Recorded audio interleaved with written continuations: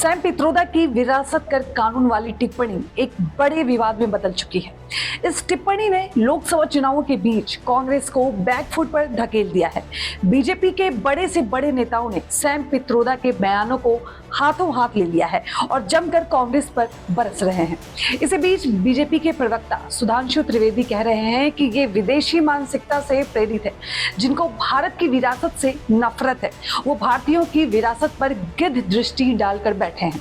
दरअसल सैम पित्रोदा ने विरासत टैक्स की वकालत करते हुए कहा कि ये कानून कहता है कि आपने अपने जीवन में जो भी संपत्ति बनाई, जब आप इस दुनिया से जा रहे हैं तो आपको इस संपत्ति का आधा हिस्सा जनता के लिए छोड़ना होगा। पित्रोदा ने कहा है कि ये एक निष्पक्ष कानून है और मुझे अच्छा लगता है। उन्होंने कहा कि भारत में इस तरह का कोई टैक्स नहीं है।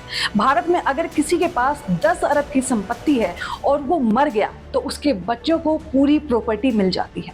इसमें जनता को कुछ भी नहीं मिलता है।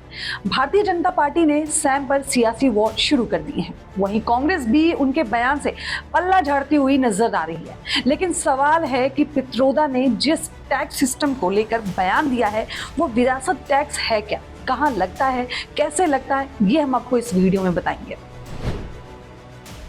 आपको बता दें कि अमेरिका में विरासत में मिलने वाली संपत्ति पर टैक्स लगाया जाता है। इसे इनहेरिटेंस टैक्स कहा जाता है। ये टैक्स संपत्ति पाने वाले व्यक्ति को देना होता है। अमेरिका में विरासत टैक्स का चलन नॉर्मल नहीं है। साल 2023 तक सिर्फ 6 राज्यों में ही विरासत टैक्स लगता है। ये टैक्स इस बात पर डिपेंड करता है कि मरने वाला व्यक्ति किस राज्य में रहता था या उसकी संपत्ति किस राज्य में थी। साथ ही विरासत में मिली संपत्ति की कीमत कितनी है और इसके हकदार व्यक्ति का मरने वाले से क्या रिलेशन है। विरासत टैक्स कई देशों में लगता है। जापान में 55%, साउथ कोरिया में 55%, फ्रांस में 45%, ब्रिटेन में 40%, अमेरिका में 40%, स्पेन में 34% लगता है। पश्चिम के कई देशों में भी ये टैक्स देना होता है। पित्रोदा ने कहा कि अमेरिका में विरासत टैक्स लगता है।